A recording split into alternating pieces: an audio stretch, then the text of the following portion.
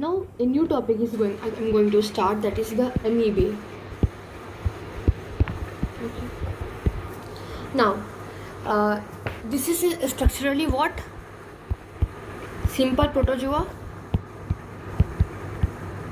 which do not have fixed shape. Have fixed shape. And classification of amoeba, that is we will say phylum Sarcomastigophora, subphylum, that is a Sarcodina, superclass Rhizopoda, and order, that is Amebidia.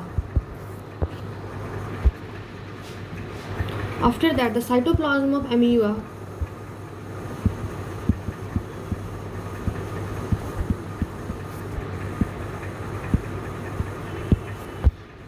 bounded by a membrane, and that is called as outer ectoplasm and inner endoplasm. That we have seen in the classification of protozoa, the characteristic of protozoa also, that there is outer ectoplasm, in the inner endoplasm, and the outer ectoplasm we are serving as the organ of locomotion for engulfment of food, and the endoplasm has inner granular portion of cytoplasm that has a nucleus that is called as endoplasm. And the endoplasm we are having Golgi body, endoplasmic retinaculum, food vacuoles, contractile vacuoles that we have studied. Okay, in the cytoplasm portion of protozoa lecture. Now after this outer ectoplasm and endoplasm, that we will go about pseudopodia. It is formed by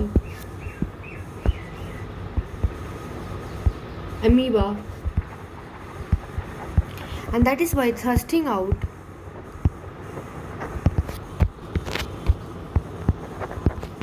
the ectoplasm, and that is followed by endoplasm, and they are employed for, and the pseudopodia is employed for, used for locomotion and engulfment of food by phagocytosis. After that, the reproduction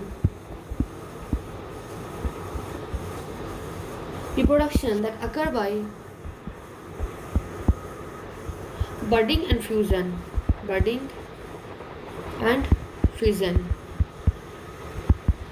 After that, during unfavorable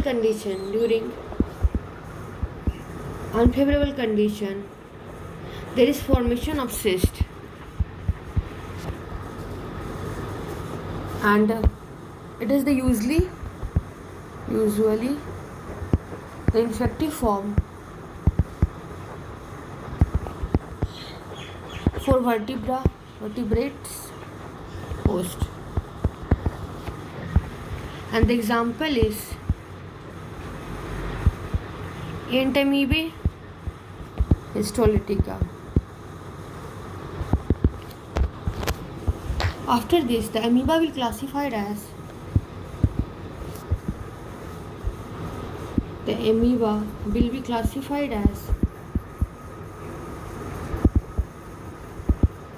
the free living and intestinal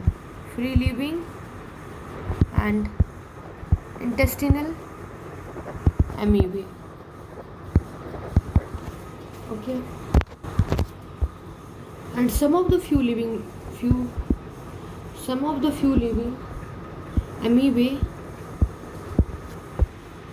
that occasionally act as human pathogens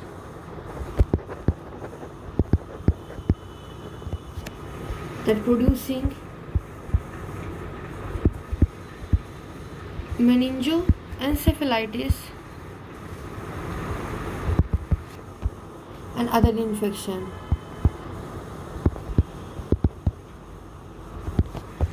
And those infections are those free living amoeba are the Naegleria and Acanthamiba. Amoeba. Okay.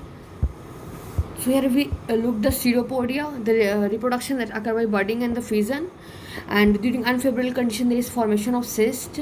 Okay. And then amoeba will be classified as free living amoeba and intestinal amoeba.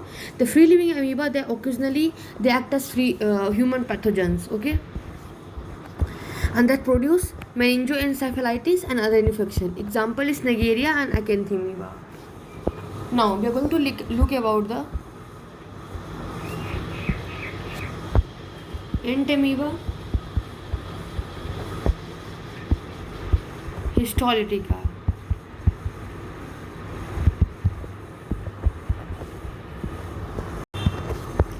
The morphology of Entamoeba histolytica. It occurs in the three forms.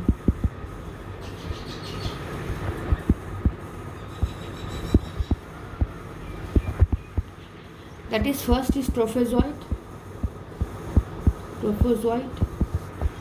Second is precyst, and 3 is cyst form. Now, trophozoite.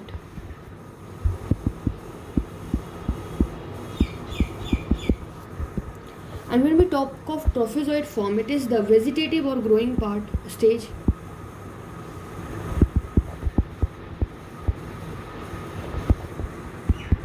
Or parasite.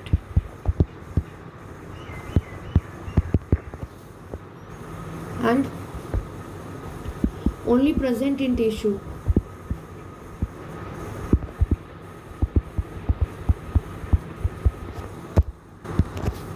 And that is irregular in shape.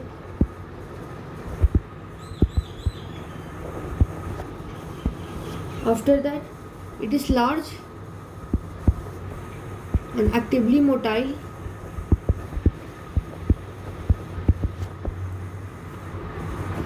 Where in the fresh past, it is important that it is large and actively mobile in freshly passed dysenteric stool.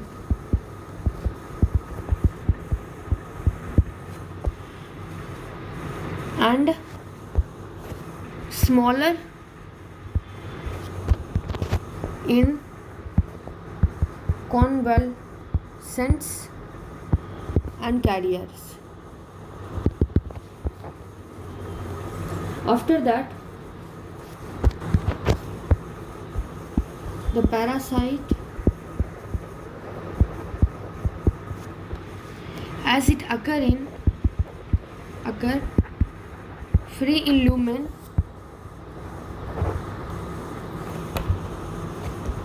and as a commensal, means the parasite occurs free in the lumen, and if it is living as commensal, then generally smaller in size and called minutiform. After this, cytoplasm. If we talk about cytoplasm, the outer ectoplasm is clear, transparent, refractile, and the endoplasm is finely granular,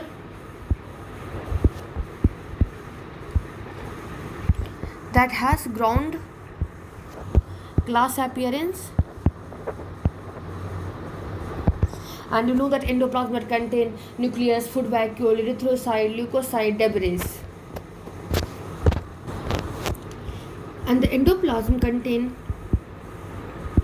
nucleus, food vacuole, erythrocyte, leukocytes, and tissue debris. After this, the pseudopodia.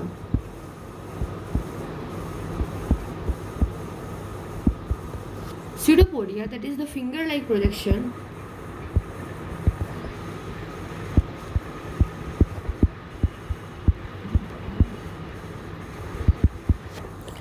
that is formed due to sudden jerky movement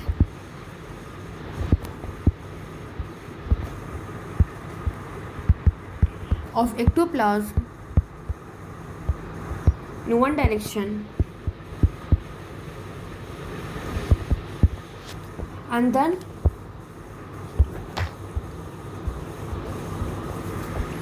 following that streaming of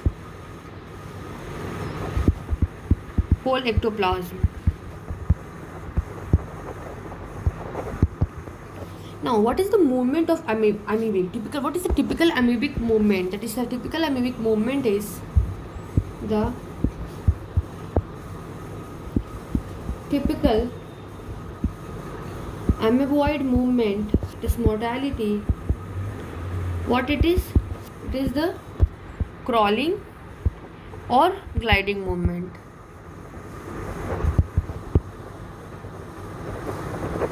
And that is not a free swimming one.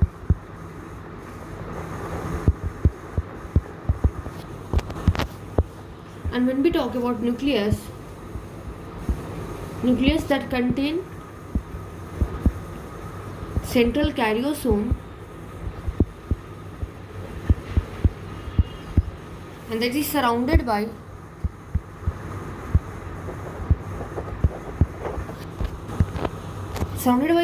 a clear halo that is anchored to the nuclear membrane, and that is surrounded by the fine radiating fibrils that is called as Linin network, and that give a cartwheel type of appearance. Okay. After that, the trophozoites from acute dysenteric stool that contain phagocytosed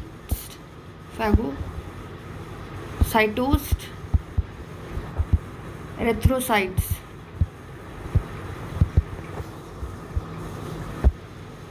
and it is not formed, and this contain, but this phagocyte erythrocyte is not present everywhere.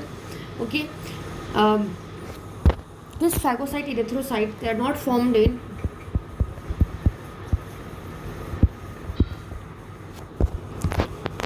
that is not found in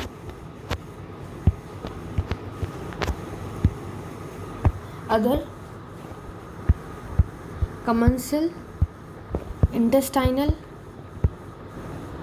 amoebae. After that, the trophozoite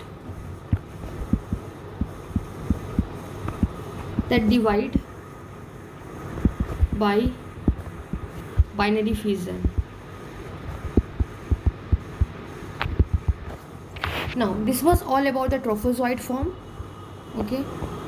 Now we will trophozoite form. Now we will look about precystic form. Precystic stage.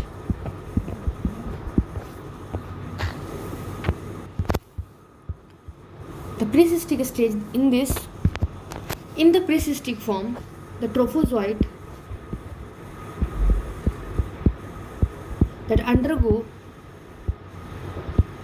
encystment in the intestinal lumen and the encystment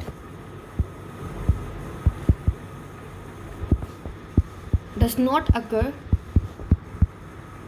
in tissue nor in feces outside the body.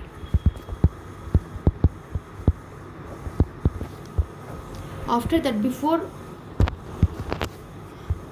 I was writing that before encystment,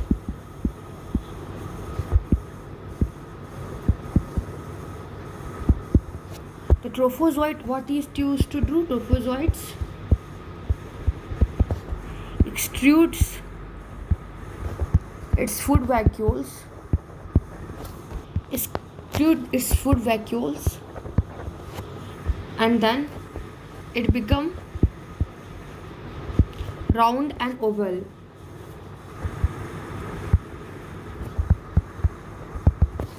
It contain large glycogen vacuole and chromatid bars. After that, what happened? The trophozoites exclude its and that become round and oval, and that contain a large glycogen vacuole and two chromatid bar, and then it secrete a highly retractile cyst wall around it, and that become cyst. After that, now we will look the cystic stage.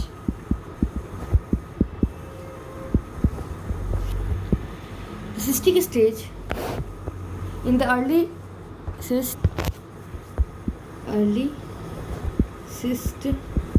that consists of single nucleus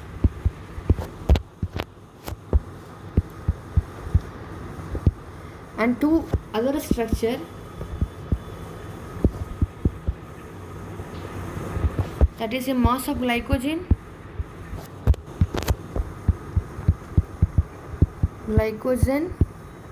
and 1 to 4 chromatoid bodies or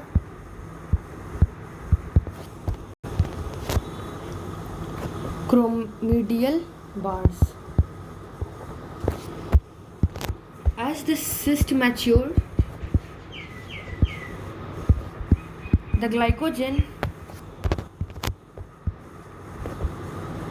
mass and chromatoidal bar